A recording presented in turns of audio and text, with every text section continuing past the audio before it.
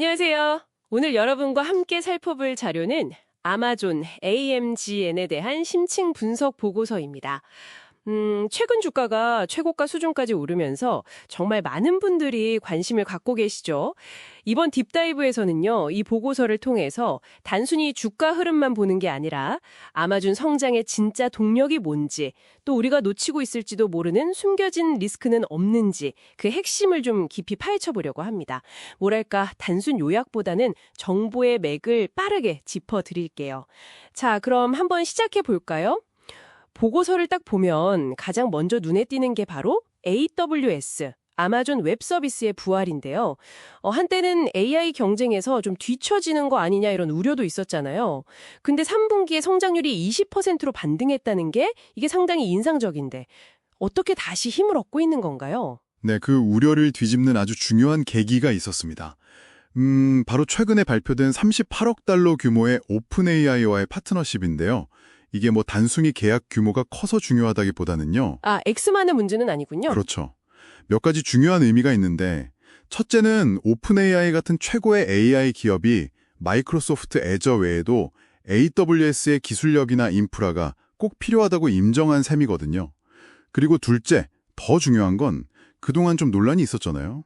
연간 1250억 달러나 되는 막대한 설비 투자, 캐펙스. 네, 맞아요. 너무 과한 거 아니냐는 말도 있었죠. 바로 그 투자가 결국 이런 대형 AI 고객을 유치하기 위한 필수적인 선행 투자였다는 게 증명된 거죠. 투자가 실제 매출로 딱 연결되는 걸 보여주면서 시장의 우려를 기대감으로 확 바꿨습니다. 이건 뭐 AWS가 AI 인프라 전쟁에서 핵심 승자라는 걸 보여주는 강력한 신호탄이라고 할 수 있겠습니다. 그러니까 그 막대한 투자가 헛된 게 아니었다. 결국 AI 시대를 위한 준비였다는 게 증명된 거군요. 네, 정확합니다. AWS 말고 이 보고서에서 또 주목하는 아마존의 다른 성장 엔진은 뭐였나요? 특히 광고 사업 성장이 눈에 띄던데요. 3분기에 24% 성장이라니 이거 구글이나 메타보다도 빠르다고요? 맞습니다. 아마존 광고의 진짜 무서운 점은 소비자의 실제 구매 시점 데이터를 가지고 있다는 거예요. 구매 시점 데이터요? 네. 광고주 입장에서는 이것만큼 확실한 타겟팅이 없죠. 그러니까 투자 수익률, ROI를 가장 확실하게 기대할 수 있는 거고요. 게다가 이 광고 사업이 그 리테일 사업보다 훨씬 수익성이 높아요. 그래서 아마존 전체의 이익을 개선하는데 아주 크게 기여하고 있다는 점을 보고서는 강조하고 있습니다. 그렇군요. 광고가 숨겨진 캐시카우 역할을 톡톡히 하고 있네요.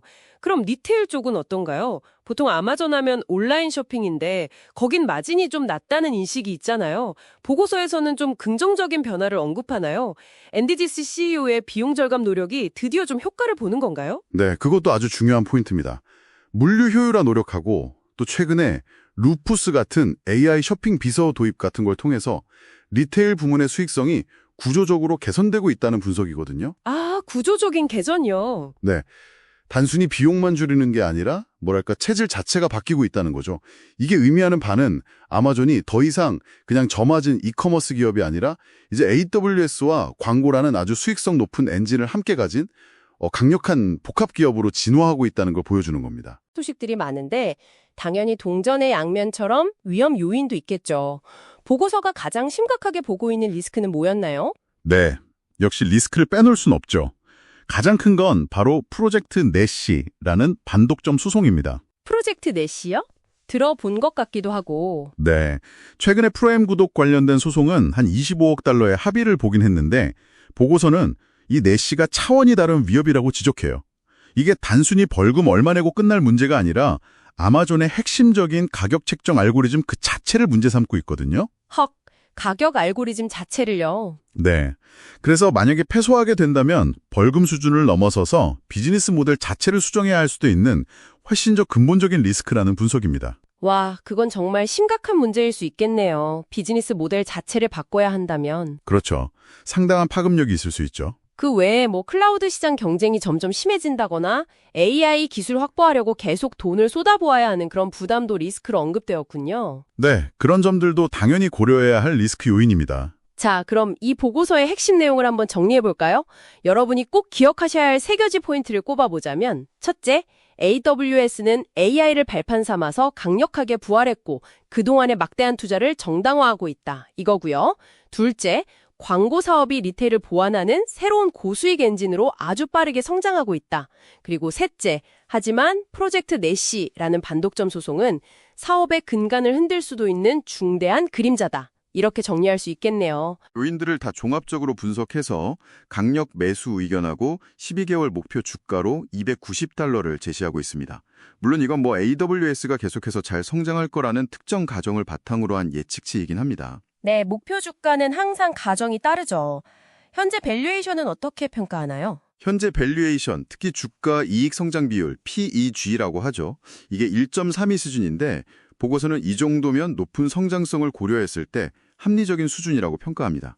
PEG 1.3이면 성장성에 비해서 주가가 과도하게 비싼 건 아니다. 이런 분석이군요. 네, 그렇습니다. 성장 잠재력을 감안하면 받아들일 만한 수준이라는 거죠. 결국 아마존의 미래 가치는 이 엄청난 AI 기회를 얼마나 잘 현실로 만들고 동시에 말씀하신 내시 같은 큰 리스크를 어떻게 관리하느냐 여기에 달려있다고 볼 수 있겠네요.